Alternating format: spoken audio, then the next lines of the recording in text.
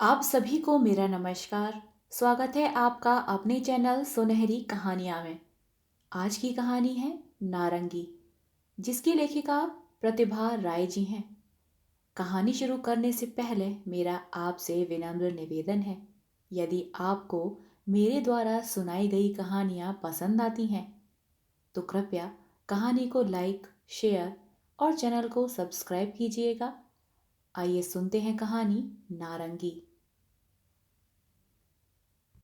नारंगी उसका नाम है, किंतु वह है रंगहीन।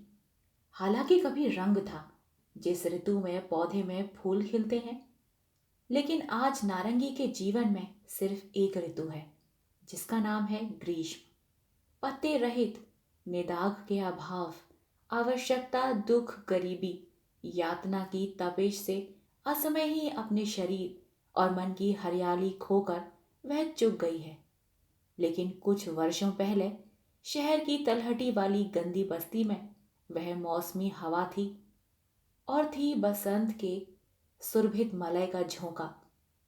किंतु कुछ ही वर्षों के अभावग्रस्त दुखदाई घर गृहस्थी के कारण वह सूखी झाड़ियों सी शुष्क हो गई और गर्म आंधी सा रुख अख्तियार कर चुकी थी। वाकई नारंगी कभी खूबसूरत थी, इस बात पर आज वह कैसे विश्वास करे। चिकनी जूड़े में चंपा फूल खोस कर कभी वह इसी रास्ते से काम पर जाया करती थी अपनी माँ के साथ। उसकी आंखों में असंख्य सपनों की नीलिमा भरी होती थी। आज वह फुरफुर, रूखे बाल, विवर्ण चेहरा लिए मेरे घर काम करने आती है, अपने 4 बच्चों के मुंह में कौर डालने के लिए। शराबी, लंपट, क्रूर, निठल्ले पति का हाथ पकड़ने का प्रायश्चित करने। मशीन की तरह वह काम करती है, बातें करती रहती है। बातें तो नहीं, बुरी बातें ही कहती अपने क्रूर पाखंडी पति के लिए। हर रोज नारंगी के विवर्ण शरीर और चेहरे पर पाखंडी पति की निष्ठुर यातना के नए नए निशान। सुबह के नित्य कर्म की तरह, रात्रि के विश्राम की तरह, नारंगी का पति नियमित रूप से नारंगी की पीठ पर अपने हाथ की खुजली मिटाता, पति होने का नगाड़ा बजाता, उतना जितना कि कोई निकम्मा पुरुष कर सकता है। मेरे घर काम करने आते ही अपनी पीठ और बदन खोलकर वह पति की निर्ममता का पिछली रात का उपहार दिखलाती, मेरी आंखों में करुणा के आंसू भराते, जबकि नारंगी की आंखों में बिजली की लपलपाती ज्वलंत अग्निशिखा। उसके होठों में अपने पति के लिए दुनिया भर की बद्दुआएं होती थीं, अकथनीय, असहनीय, बुरी से बुरी गालियां और बद्दुआएं। मुझे ऐसा लगता कि नारंगी के पाखंडी पति शंकरा की यातनाएं कितनी ही बर्बरतापूर्ण क्यों न हो, नारंगी की अकथनीय गालियां, असहनीय बद्दुआएं उससे बढ़कर थीं। दुनिया की किसी भी पत्नी के मुंह से किसी भी पति के लिए ऐसी बद्दुआएं शायद संभव नहीं, सिर्फ नारंगी को छोड़कर। नारंगी अपने बदन के घाव को सहलाते हुए अपने पति को बद्दुआएं देती। हरामी भरी जवानी में रास्ते में गिरकर मर जाए, उसके सिर पर बिजली पड़े, उसे सांप डस डाले, और भी न जाने बुरी से बुरी बातें वह अपने पति के लिए बोलती। मैं कानों में हाथ लगा लेती। शंकरा के प्रति अपनी तमाम घृणा और विद्वेष के बावजूद नारंगी के मुंह से निकली बद्दुआएं मुझे सहन नहीं होती थी। नारंगी के प्रति दिल के दर्द के ज्वार में भाटा पड़ने लगता। कभी कभी मुझे लगता कि मुंहफट पत्नी की असहनीय, अकथनीय गाली गलौज की वजह से ही शंकरा पत्नी के प्रति इतना निष्ठुर और निर्मम हो गया है। लेकिन मेरी यह धारणा गलत थी। शंकरा जैसे अनेक हृदयहीन पुरुषों के लिए पत्नियां महज बच्चे पैदा करने वाली, पैसे कमाने वाली, सुख सुविधा देने वाली मशीन है।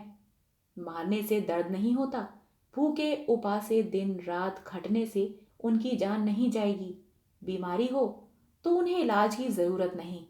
एक एक करके बच्चे पैदा करने से वे थकती नहीं, ऊबती नहीं। शंकरा की बस्ती की अधिकतर नारंगियां नींद से उठते ही काम पर जाती हैं। तुरई के फूल की तरह एक ही रात में उनके कुंवारे जीवन का सुखी सपना टूटकर बिखर जाता है। कभी कभी नारंगी के बदन पर शंकरा की मार के निशान देखकर मैं सहर उठती। मुझे लगता कि इसी तरह शंकरा के हाथ की मार खाते हुए एक दिन नारंगी की जान चली जाएगी।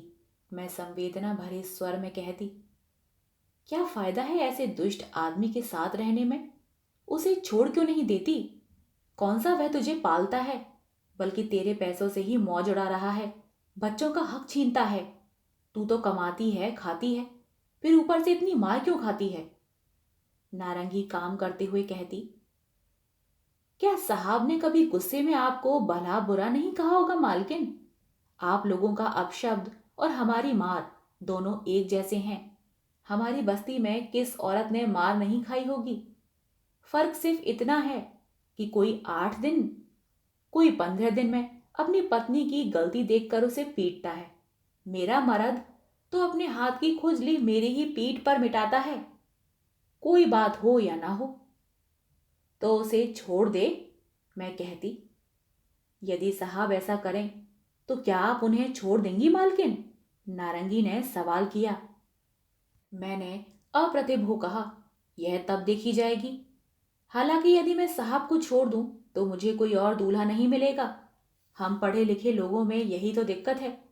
पर तुझे दूल्हों की कमी नहीं होगी। तुम लोग तो 10-10 के पास जा सकती हो। किसी अच्छे आदमी को देखकर उसके साथ रहने में हर्ज ही क्या है? नारंगी मुंह ऐंठ कर कहती, अरे सभी जगह एक ही बात है। आज जो आशिक बने दिलो जान छिड़कते हैं, स्वर्ग से चांद ले आने का वादा करते हैं, कल हाथ पकड़कर अपने घर ले जाने के बाद शंकरा हो जाते हैं। कौन कह सकता है कि वे लोग शंकरा से भी अधिक अमानवीय नहीं होंगे? बार बार कीचड़ में पैर डालने की क्या जरूरत है मालकिन?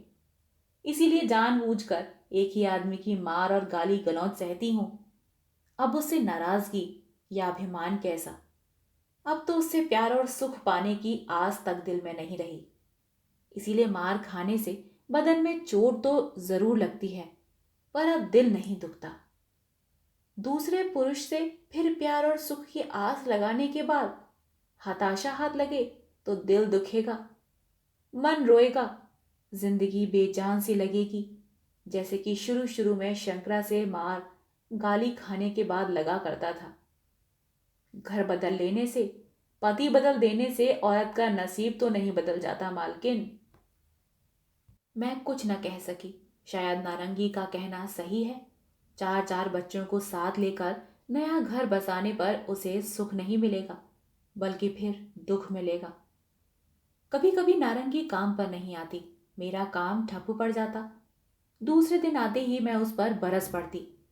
नारंगी नरम गले से कहती, क्या करूं मालकिन, वह हरामखोर कल रात से नहीं लौटा। माँ बच्चे रात भर जागते रहे। सुबह सुबह बड़े लड़के को साथ लेकर जगह जगह ढूंढती फिरी। शराब के ठेके के पास एक पेड़ के नीचे बेहोश पड़ा था। ट्रॉली रिक्शा में डालकर घर तक लाई, उसे होश में लाई। जिस रोज भी काम पर जाएगा उधर होटल में खाना खाकर, माल चढ़ाकर, शराब पीकर रास्ते में ही कहीं लुढ़क जाएगा। एक बार भी नहीं सोचेगा कि घर पर चारों बच्चों ने खाया या नहीं। मेरी बात तो दूर की है। मैं खींचकर कहती, घर नहीं लौटा तो ना सही, तू क्यों गई थी ढूंढने? क्या तेरी पीठ खुजला रही थी? चाहे रोज भात खाने को ना मिले, लेकिन मां रोज खाना शायद तेरे लिए आवश्यक हो गया है। उदासी भरी मुस्कान छोड़ते हुए उसने कहा, उसे ना धर्म कर्म की परवाह सही, मुझे तो है। धर्म को साक्षी रखकर मैंने उसका हाथ थामा था। उसके मरे मुंह में बूंद भर गंगा जल डालूंगी तो नरक नहीं जाना पड़ेगा। मुझे तो बस इसी बात की चिंता है कि किसी दिन पिए हुए किसी कुलक्षणी छमक छल्लों के चबूतरे के नीचे कहीं मरा ना पड़ा हो। 4-4 बच्चों का बाप है, पर मरते समय मुंह में एक बूंद पानी डालने वाला कोई वहां नहीं होगा। बासी मुर्दा बनेगा। म्यूनसिपैलिटी की मुर्दा वाली गाड़ी में उठाकर ले जाएंगे। मुझे पता भी नहीं चलेगा। सूखी मछली और भात खाती रहूंगी, कांच की चूड़ियां पहनती रहूंगी। नारंगी के रोज रूखे चेहरे पर करुणा उभर आती। उसकी रोज की जलती हुई आंखों में बारिश की गुप्त छींटें पड़ जाती। मुझसे नजरें चुराकर काम के बहाने वह चली जाती।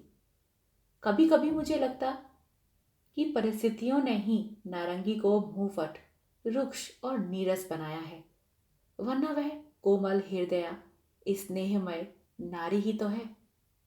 नारंगी 1 जून हमारे घर खाना खाती, काम खत्म करके दोपहर 12-1 बजे अपने घर लौटते समय। यही उसके दिन भर का खाना समझ लो। सुबह हमारे घर ही चाय पीती है। शाम का काम खत्म करके जब वह वापस आती है, तब घर पर जो कुछ होता है, पति और बच्चों को परोसने के बाद वह खुद ग्लास भर पानी या थोड़ी सी चाय पीकर सो जाती है। उसकी रात की खुराक शराब के नशे में धुत हो लौटे पति की मार और यातनाएं होती हैं। अक्सर नारंगी अपने हिस्से के भात में से बचाकर अपने पल्लू में बांधकर घर ले जाया करती। जिन दिनों घर पर खाने को कुछ नहीं होता, पूछने पर कहती, पेट मरोड़ रहा है, बदहजमी हो गई है। व्रत उपवास में उसके बच्चों के हिस्से का पकवान अलग से देने पर भी वह अपना हिस्सा पूरा नहीं खाती। मेरे बाध्य करने पर एक आध टुकड़ा मुंह में डालते ही उसकी आंखें छिलछिला आती। मुंह सिकोड़ते हुए कहती, पेट सूख चुका है, पेट सूख चुका है मालकिन। आजकल तेल घी की तली चीजें इस शरीर में सलती नहीं हैं, उबकाई सी आने लगती हैं। छोड़िए, कंगला बच्चे छीना झपटी करके खा लेंगे। आप जितना भी देंगी उनके कुएं नुमा पेट में सारा का सारा समा जाएगा। ब्रह्म राक्षस है उनके पेटों में। जिस तरह बाप पूरे ब्रह्मांड खाने के लिए मुंह बाए घूम रहा है, बच्चे उनसे भी आगे हैं। मौत भी तो नहीं आती इन राक्षसों को। मेरा तो खून मांस तक नोच नोच कर खाने में जुटे हैं। नारंगी की मातृ मूर्ति को अब अलग देखती रही। माँ के मन की व्यथा मैं अच्छी तरह समझ सकती हूँ। मेरी नस नस में उसके हृदय की करुण हाहाकार फैल जाती है। लेकिन उसके बच्चों के भरपेट खाने के लिए मैं पकवान नहीं दे पाती। जितना देती थी उससे भूख मिटाने के बनिस्बत और अधिक भड़क उठती थी। पेट कुछ नहीं जानता, मुंह कुछ नहीं जानता। अपने बच्चों के लिए 2-3 बार खाने भर का पकवान अलग से निकालकर मैं सारा उसे दे दिया करती थी। नारंगी को रोजाना जो तरकारी साग भाजी आदि खाने को देती, वह उन्हें एक साथ मिलाकर रसगुल्ले की खाली हांडी में डालकर अपने पति और बच्चों के लिए घर ले जाया करती और खुद नमक के साथ भात खा लेती। उससे उसको आत्मिक संतोष मिलता। उसकी जीभ को कभी तरकारी का स्वाद तक नहीं मिल पाता। एक बार थोड़े से चावल में कुछ महक सी आने लगी थी। मैंने नारंगी को दे दिए। कम से कम रोज रात को एक आध मुट्ठी भात तो खा लिया करेगी। थोड़ी बहुत महक से क्या फर्क पड़ता है। उसके बाद 2 दिनों तक नारंगी काम पर नहीं आई। पता चला कि उसकी तबीयत ठीक नहीं है। मैं घबरा गई।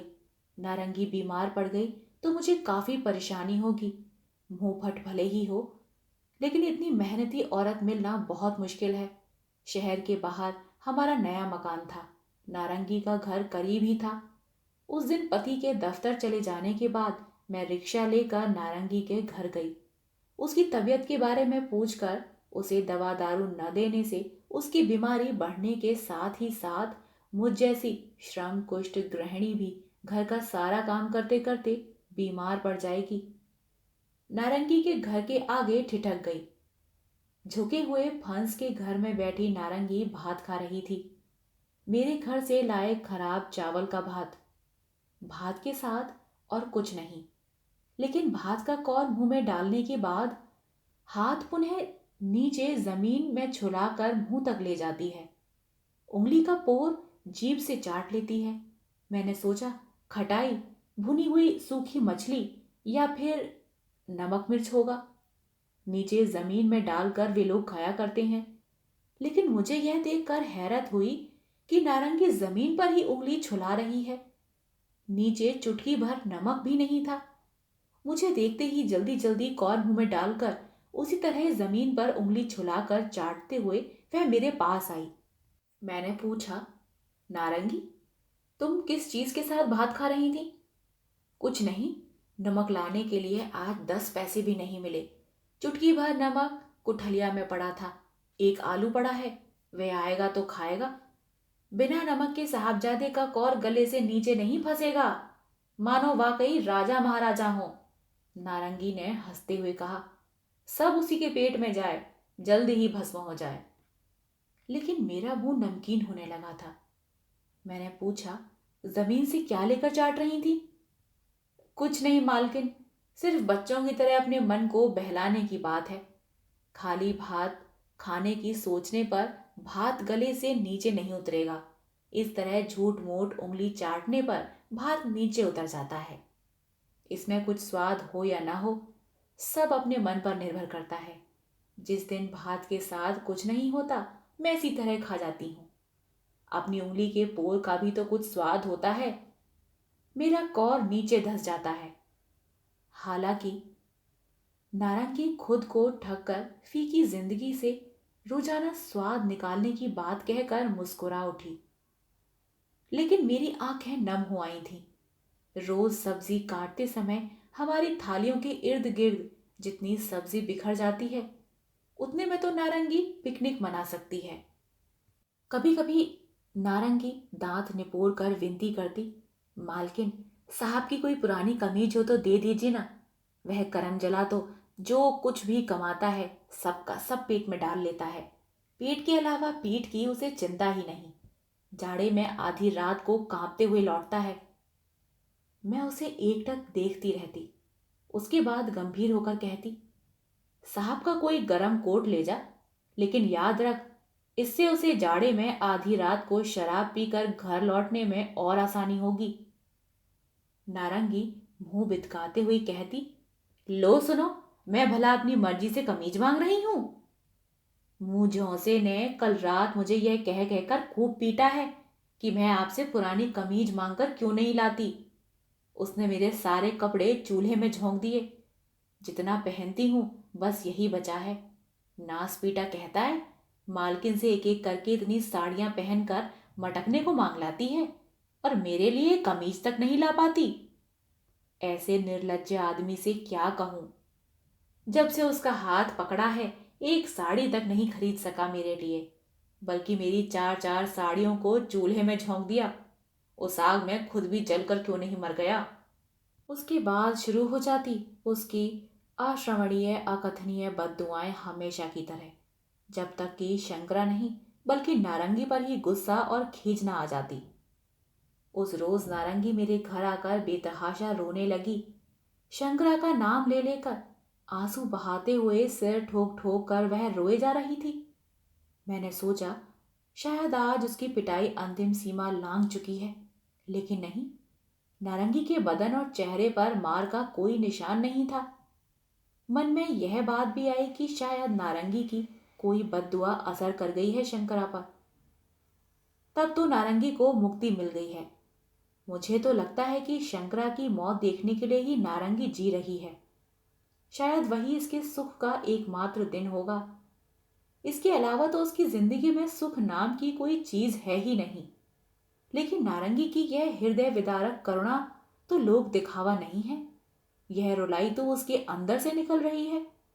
ये आंसू उसकी आंखों से नहीं बल्कि कलेजा फाड़ कर बह रहे हैं। कहीं नारंगी के किसी बच्चे को तो कुछ नहीं हो गया? नहीं, उसके चारों बच्चे तो मां के साथ आए हैं। नारंगी ने विनय पूर्वक कहा, मालकिन आपके पैर पड़ती हूं, आप जरा मेरे घर चलिए। आपके सिवा मेरा और कौन है जिस पर भरोसा करूं? मैंने सोचा शायद आज शंकरा ने घर में आग लगा दी है। मैं उसके साथ चल पड़ी। रास्ते भर वह दुख भरी सिसकियां भरती रही। मैं उसके घर पहुंची। वहां सब ठीक ठाक था। शंकरा चबूतरे पर बैठा बीड़ी पी रहा था। उसमें कोई हलचल नहीं थी। मैंने खींच भरी आवाज में पूछा, क्या हुआ? नारंगी ने रुक रुक कर कहा, आपको कुछ नहीं लग रहा मालकिन? क्या? मैंने ऊंचे स्वर में कहा। आस पड़ोस के सारे लोग नारंगी का रोना गाना सुनकर वहां इकट्ठे हो चुके थे। नारंगी जमीन पर सिर पटक पटक कर पुनः रोने लगी। अपनी रुलाई में सुर डालते हुए वह कह रही थी, अरे किसी डायन चुड़ैल ने इसकी मति फेर दी। किसी ने इस पर जादू टोना कर दिया है। यह आदमी कल से गुमसुम बैठा है। मेरे बाप दादा का नाम लेकर इसने गाली नहीं दी। मुझ पर एक बार भी हाथ नहीं उठाया। जहां बैठा है वहीं बैठा रहता है। जो कुछ परोस देती हूँ सुधरे हुए बच्चे की तरह चुपचाप खा लेता है। और दे, ऐसा कहकर बर्तन भांडे नहीं पटकता। यहाँ तक कि कल बूंद भर दारू भी नहीं पी इसने। हे भगवान, ये क्या हो गया। जिस रोज से इसके घर आई हूं ऐसा कभी नहीं हुआ। इस पर जादू टोना न हुआ हो तो भला यह मुझ पर हाथ उठाए बगैर रह सकता था। किस चुड़ैल से हमारा सुख देखा नहीं गया। मेरे भले चंगे आदमी को इस तरह बेढंगा और निठल्ला बना दिया। उसका वंश फूट जाए, वह मुझे मारता पीटता था, काटता था, जो चाहे करता था।